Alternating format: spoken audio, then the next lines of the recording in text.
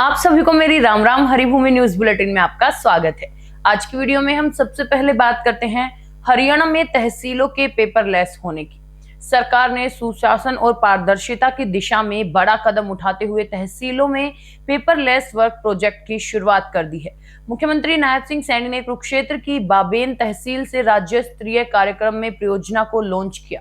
इस नई प्रक्रिया से संपत्ति खरीदारों और विक्रेताओं को सबसे बड़ी राहत मिलेगी, क्योंकि वो अब 24/7 अपनी सुविधा अनुसार ऑनलाइन रजिस्ट्रेशन कर सकेंगे और अपनी मर्जी के अपॉइंटमेंट स्लॉट बुक कर सकते हैं। उन्हें बार बार तहसील जाने से छुटकारा मिल जाएगा। अब उन्हें केवल एक बार फोटो और बायोमेट्रिक के लिए ही कार्यालय आना होगा। पहले अपॉइंटमेंट के दिन डॉक्यूमेंट चेक होने से 30% तक पंजीकरण केस फेल हो जाते थे, लेकिन अब आवेदक जमाबंदी.com.in साइट पर दस्तावेज अपलोड करेंगे। तहसीलदार वर्किंग डे में पहले ही इनकी जांच कर लेंगे और आपत्ति होने पर आवेदक को मैसेज भेज दिया जाएगा, जिससे पंजीकरण विफल होने की संभावना खत्म हो जाएगी।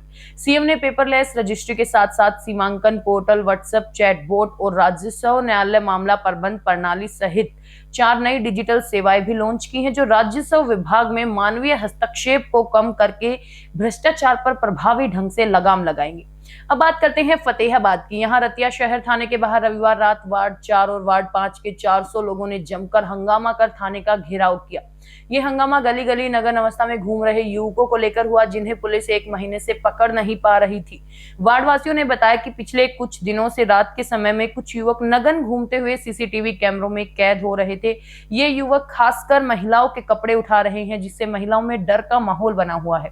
लगातार शिकायत के बावजूद पुलिस की कोई कार्रवाई न होने पर मोहल्ला वासी खुद ही निगरानी कर रहे थे और रविवार रात को लोगों ने एक संदिग्ध व्यक्ति को पकड़कर पुलिस के हवाले कर दिया। हालांकि सीसीटीवी फुटेज में दिख रहे युवक और पकड़े गए व्यक्ति के हुलिये में फर्क था। लोगों को शक था कि पुलिस आरोपी को बदल देगी, इसलिए उन्होंने पकड़े गए व्यक्ति को सामने लाने की मांग की। इसी बात पर थाने के बाहर देर रात तक हंगामा चलता रहा। बाद में एसएचओ के समझाने पर भीड़ शांत हुई। पुलिस ने पकड़े गए व्यक्ति को मजदूर बताया और पूछताछ के बाद छोड़ने की बात कही है। अगली खबर रोड एक्सीडेंट की। हरियाणा में सोमवार को हुए 2 अलग अलग सड़क हादसों में 8 लोगों की मौत हो गई और पहला हादसा कुरुक्षेत्र कैथल रोड पर हुआ। यहाँ एक तेज रफ्तार टाटा हैरियर और मारुति स्विफ्ट कार की आमने सामने टक्कर हो गई। टक्कर इतनी भीषण थी कि स्विफ्ट सवार 6 लोगों की मौत हो गई, जबकि हैरियर सवार 4 लोग घायल हुए।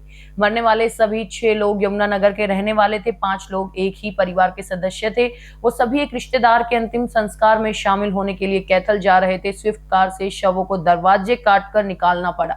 दूसरा हादसा नूह में दिल्ली मुंबई एक्सप्रेस वे पर हुआ। यहाँ एक पिकअप वैन सड़क पर अवैध रूप से खड़े ट्रक से टकरा गई। इस हादसे में पिकअप सवार 2 लोगों की मौत हो गई। मृतक रामभान राजस्थान का रहने वाला था और दिल्ली से अपने घर के लिए राशन लेने गया था। पुलिस ने ट्रक ड्राइवर के खिलाफ मामला दर्ज कर जांच शुरू कर दी है। अगली खबर पानीपत से। यहाँ एक पब्लिक स्कूल में दूसरी कक्षा के छात्र के साथ अमानवीय बर्ताव पर स्कूल की प्रिंसिपल और ड्राइवर को गिरफ्तार कर लिया गया। पीड़ित छात्र की मां ने बताया कि उन्हें इंस्टाग्राम पर एक वीडियो मिला, जिसमें उनके 7 वर्षीय बेटे को ऊपर के कमरे की खिड़की से रस्सियों के सहारे उल्टा लटकाया गया और बेरहमी से पीटा गया था। छात्र ने बताया कि ड्राइवर अजय ने उसे पीटा और वीडियो बनाकर सोशल मीडिया पर डाल दिया। ये सब प्रिंसिपल के कहने पर हुआ, जिन्होंने ड्राइवर को छात्र को डांटने के लिए बुलाया था। वीडियो सामने आने के बाद परिजन स्कूल पहुंचे और फिर मॉडल टाउन थाने में शिकायत दर्ज कराई। घटना के बाद से ही छात्र डरा हुआ है और स्कूल जाने से कतरा रहा है। पुलिस दोनों आरोपियों को कोर्ट में पेश कर रिमांड पर लेने की कोशिश करेगी। अब बात करते हैं विदेश में नौकरी की। हरियाणा के उन युवाओं के पास सुनहरा अवसर है जो विदेश में अच्छी नौकरी चाहते हैं।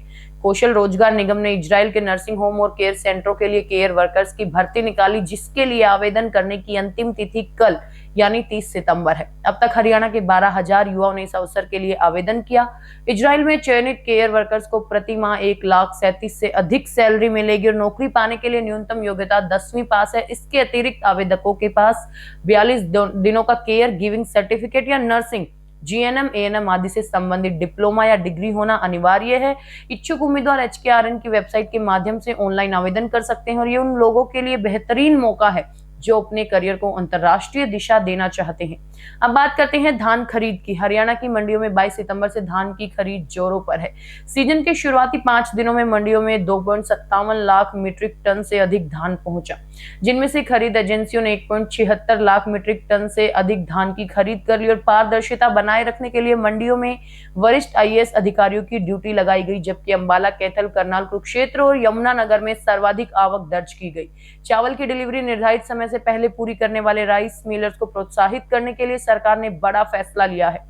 वर्ष 2024 से 25 में 15 मार्च तक मिलिंग का काम पूरा करने वाले 356 मिलर्स को लगभग 17 करोड़ की बोनस राशि वितरित की जा रही है और इसके अलावा सरकार ने समय सीमा बढ़ाकर 30 जून कर दी थी, जिससे करीब 1000 मिलों को फायदा हुआ। पीआर धान की खरीद भी शुरू हो गई है। हालांकि नमी की मात्रा ज्यादा होने के कारण किसानों से धान सुखाकर लाने की अपील की गई है।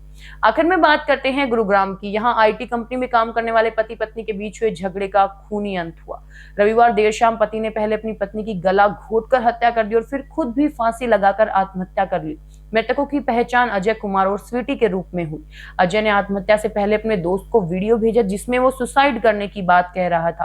पुलिस जब फ्लैट पर पहुंची तो दरवाजा तोड़कर अंदर दाखिल होना पड़ा। वहां उन्हें महिला का शव फर्श पर पड़ा मिला, जबकि पति का शव फंदे से लटका हुआ था। दोनों की 3 साल पहले अरेंज मैरिज हुई थी और दोनों ही आईटी इंजीनियर थे। अजय उत्तर प्रदेश के प्रयागराज और स्वीटी पश्चिम बंगाल के आसनसोल की रहने वाली थी। हरियाणा की ऐसी ही मुख्य खबरों से जुड़े रहने के लिए हमारे चैनल पर बने रहिए। वीडियो अगर पसंद आया हो तो उसे लाइक करें, शेयर करें, सब्सक्राइब करें। खबर को अगर विस्तार से जानना है तो हरिभूमि अखबार पढ़ें या फिर हरिभूमि वेबसाइट पर जाएं।